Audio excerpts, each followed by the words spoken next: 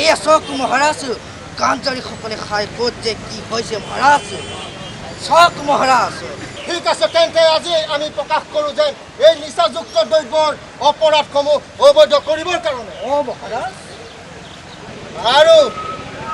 আৰু আমি এই নিচাযুক্ত দ্ৰব্যৰ সেৱন বন্ধ কৰোঁ। আহক ৰাইজ। যোৰহাটৰ ব্যস্ত ৰাজপথ, কেমেৰা পাৰ্চন গণেশে দেখুৱাইছে যোৰহাটৰ এয়া ব্যস্ত ৰাজপথ, আৰু যোৰহাটৰ এই ব্যস্ত ৰাজপথত দেখা গৈছে যমৰজা আৰু চিত্ৰগুপ্ত ওলাইছে যোৰহাটৰ ৰাজপথত ঘূৰি আছে যমৰজা আৰু চিত্ৰগুপ্ত। যমৰজা আৰু চিত্ৰগুপ্তৰ মাজত চলিছে তেওঁলোকৰ বাৰ্তালাপ, আৰু ইতিমধ্যে যমৰজাই সুধিছে যে চিত্ৰগুপ্ত কিয় ইমান চিন্তাত আছে, আৰু চিত্ৰগুপ্ত ইতিমধ্যে বুজাই আছে যমৰজাক যে প্ৰকৃততে কিয় তেওঁ চিন্তাত আছে, আৰু ইতিমধ্যে মৰ্তত মৃত্যুৰ সংখ্যা ইমান কিয় বৃদ্ধি পাইছে তাক লৈ যমৰজা আৰু চিত্ৰগুপ্তৰ মাজত চলিছে এয়া বাৰ্তা।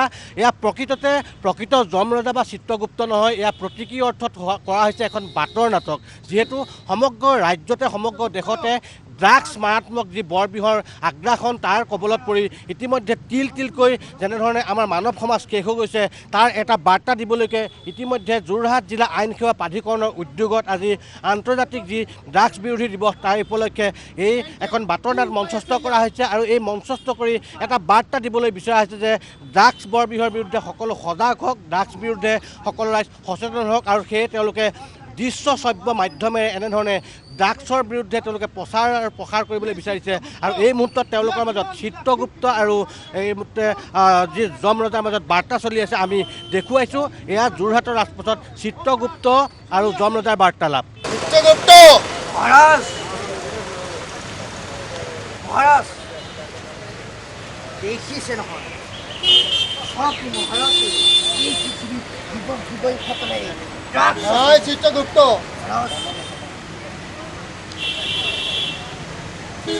এই চক মহাৰাজ গাঞ্জাৰীসকলে খাই ক'ত যে কি হৈছে মহাৰাজ, চক মহাৰাজ শৰীৰটো নিজেই ভয় লৈছে বীজাণুসমূহ। ঠিক আছে, তেন্তে আজি আমি প্ৰকাশ কৰোঁ যে এই নিচাযুক্ত দ্ৰব্যৰ অপৰাধসমূহ অবৈধ কৰিবৰ কাৰণে মহাৰাজ আৰু আমি এই নিচাযুক্ত দ্ৰব্যৰ সেৱন বন্ধ কৰোঁ। আহক ৰাইজ, আমি সকলোৱে মিলি এই আমাৰ অসমখন আৰু এই যোৰহাটখন আমি সুন্দৰ কৰি ৰাখোঁ। নমস্কাৰ।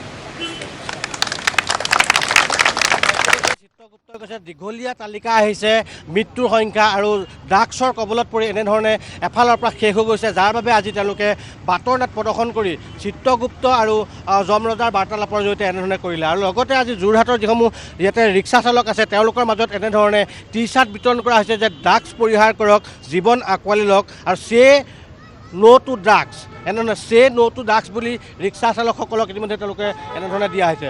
আপোনালোকে কওকচোন no' to drugs. Say no to drugs. Say no to drugs. Say no to drugs. Say no to drugs. ৰিক্সাৱালাসকলক এনেধৰণে চাৰ্ট দিয়া হৈছে, লিফলেট বিতৰণ কৰা হ'ব, আৰু লিখা আছে যে ন' টু ড্ৰাগছ। এনেধৰণে আজি সজাগতা সৃষ্টি কৰিবলৈ বিচৰা হৈছে যোৰহাট আইন সেৱা প্ৰাধিকৰণৰ উদ্যোগত। আৰু ইতিমধ্যে যোৰহাটৰ যি জিলা আইন সেৱা প্ৰাধিকৰণৰ এই কাৰ্যসূচী ইতিমধ্যে তেওঁলোকৰ আনুষ্ঠানিকভাৱে তেওঁলোকে প্ৰতীকী অৰ্থত এখন নাটক উপস্থাপন কৰিলে, আৰু লগতে আজি এই কাৰ্যসূচী ইতিমধ্যে জিলা আয়ুক্ত পুলক মহন্তই অংশগ্ৰহণ কৰিছে, আৰু যি যোৰহাটৰ সত্ৰ ন্যায়াধীশকে ধৰি সকলো ন্যায়াধীশৰ কাৰ্যালয়ৰ যি অধিবক্তা আৰু ন্যায়াধীশসকলেও ইয়াতে অংশগ্ৰহণ কৰিছে। আমি যোৰহাট জিলাটো আমি যথেষ্ট চেষ্টা কৰিছোঁ। আজি আইন সেৱাৰ প্ৰাধিকৰণক আমি ধন্যবাদ জ্ঞাপন কৰিছোঁ, তেখেতে এৱাৰনেছ প্ৰগ্ৰাম কৰিলে আজি দিৱসটোত।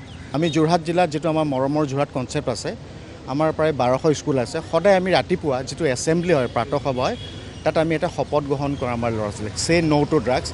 আমি আশা কৰিছোঁ এনেকুৱা ধৰণৰ যে আমি কিবাকিবি আমি কাম কৰি যাব পাৰোঁ, ড্ৰাগছ আমাৰ কমিব। আৰু শেহতীয়াকৈ আমাৰ আৰক্ষী ডিপাৰ্টমেণ্টে যথেষ্ট সষ্টম হৈছে। যোৰহাট জিলাত আমি বহুতকেইটা ড্ৰাগ কণ্টেইনাৰ আমি ধৰা পাইছোঁ পেটেলৰ। আমি গোটেইখিনি ইনপুট ৰাখিছোঁ, আমি আমাৰ ফালৰ পৰা এনফৰ্চমেণ্ট কৰিম, কিন্তু সকলো আমাৰ মৰমৰ যোৰহাটবাসী ৰাইজক আমি অনুৰোধ কৰিছোঁ, মাক দেউতাকক অনুৰোধ কৰিছোঁ, ল'ৰা ছোৱালীক ভালদৰে চাওক, শিকাওক, সংস্কাৰ দিয়ক, যাতে ড্ৰাগছৰ বৰ বিষ তেখেতৰ লগতে নলয়। ধন্যবাদ। ঘৰখন প্ৰথম, ঘৰেহে গোটেই মূল ভেটিটো দিব পাৰিব। আমি নিমিত্ত মাত্ৰ, আমি চেষ্টা কৰিম, কিন্তু ঘৰৰ পৰা মাক দেউতাকৰ যথেষ্ট দায়িত্ব আৰু কৰ্তব্য থাকে। ল'ৰা ছোৱালীৰ লগত বহি কথা পাতক, ড্ৰাগছৰ ভয়াৱহতা কথা, মাদক দ্ৰব্যৰ ভয়াৱহতা কথা, বিড়ি চিগাৰেটৰ ভয়াৱহতাৰ কথা, এইখিনি যদি আঁতৰি যায় বৰ সমাজখন আমাৰ সুন্দৰ হ'ব। ধন্যবাদ। আমি আচলতে আজি আন্তঃৰাষ্ট্ৰীয় ড্ৰাগছৰ অপব্যৱহাৰ আৰু ইয়াৰ সৰবৰাহৰ বিৰোধী দিৱস। আৰু যিহেতু আমি দেখা পাইছোঁ যে ড্ৰাগছৰ যি বিভীষিকা চাৰিওপিনে আমাৰ গ্ৰাস কৰি ল'ব ধৰিছে আৰু সেইকাৰণে আমি ভাবিছোঁ এই যুঁজখন অকল আৰক্ষী বা প্ৰশাসনেই যুঁজ দিলেই নহ'ব, সকলো সমাজৰ সকলো স্তৰৰ ব্যক্তি ইয়াৰ লগত জড়িত হ'ব লাগিব। সেইকাৰণে আমি তৃণমূল পৰ্যায়ৰ পৰা এই যুঁজখন আৰম্ভ কৰিব খুজিছোঁ। আমাৰ যি আজি ৰিক্সা চালকসকল তেওঁলোকে আগ্ৰহ দেখাই আগবাঢ়ি আহিছে, যাতে তেওঁলোকে য'তে নাযায় কিয় তেওঁলোকক আমি অলপমান সজাগ কৰিব পাৰিলে তেওঁলোকৰ লগত যিখিনি জড়িত ব্যক্তি হয় তেওঁলোকক সজাগ কৰিব পাৰিব। আজি গোটেই দিনটো তেওঁলোকে কিছু আমাৰ প্ৰচাৰ পত্ৰিকা বিলাব আৰু সকলো ব্যক্তিকে সজাগ কৰিব। আমি ভাবিছোঁ এই যুঁজখন সকলোৱে নিজৰ ববীয়াকৈ যুঁজিব লাগিব, ব্যক্তিগত যুঁজ নহয়, সমাজৰ বাবে নিজৰ সমাজখনৰ শুধৰণিৰ বাবে এটা যুঁজ। শিল্পীয়ে নিজৰভাৱে যুঁজিব লাগিব, লেখকে নিজৰভাৱে যুঁজিব লাগিব, গায়কে গীতেৰে যুঁজিব লাগিব, নায়কে চিনেমাৰ যোগেদি বাৰ্তা প্ৰেৰণ কৰিব লাগিব। আমি ভাবিছোঁ এই যুঁজখন সকলোৰে আৰু আমি ভাবিছোঁ সকলো আমি একলগ হৈ যদি এই যুঁজখন ড্ৰাগছৰ বিৰুদ্ধে আগবঢ়াওঁ আমি নিশ্চয়কৈ সফল হ'ব পাৰিম। জমৰজা মানে আপোনাৰ এতিয়া যিখিনি ড্ৰাগছ খাই পিনি যিখিনি আপোনাৰ ল'ৰা ছোৱালী বেয়া হৈ গৈছে সেইখিনি মানে এতিয়া ড্ৰাগছ খাই মানে আপোনাৰ মৃত্যুমুখলৈ যোৱা, মানে সেইকাৰণে আপুনি জমৰজা হৈ পিনি মানে চিত্ৰগুপ্ত হৈ আপুনি মানে ৰাইজক দেখুৱাইছে যে মানুহ ইমান মৰিছে যে জমৰজা চিন্তিত হৈছে। জমৰজা চিন্তিত হৈ গৈছে। আৰু মানুহ মৰাৰ কাৰণটো কি পালে? বিশেষকৈ আপোনাৰ নিচাযুক্ত যিখিনি দ্ৰব্য আছে তাৰ ওপৰতে মানুহ বেছি হেৰি হৈছে। সেইকাৰণে আপোনাৰ সজাগতাৰ কাৰণে আমি এই নাটকখন কৰিবলগীয়া হ'ল। ড্ৰাগছ সেৱন কৰি মৃত্যু মুখলৈ জমৰ ওচৰলৈ আহিব নালাগে। আহিব নালাগে। হয় হয়। কি চৰিত্ৰ আছিলে? চিত্ৰগুপ্ত। কিহৰ চিন্তা কৰিবলগীয়া হ'ল আপোনালোকে যে ইমান কি হ'ল কথাটো জমৰ সৈতে আলোচনা কৰিবলৈ? কি চিন্তা কৰিলে, কেলে হ'ল এনেকুৱা? কেলে মানে ড্ৰাগছ খাই মানুহৰ কিছুমানে বেছি খাইছে নাই, বেছি খাই মৃত্যু হৈছে আৰু মৃত্যু বহীটো বেছি হৈ গৈছে, মানে মৃতকৰ লিষ্ট বেছি হৈ গৈছে। লিষ্ট বেছি হৈ গৈছে। জমে সুধিছে নাই কিয় মানুহ মৰিছে ইমান?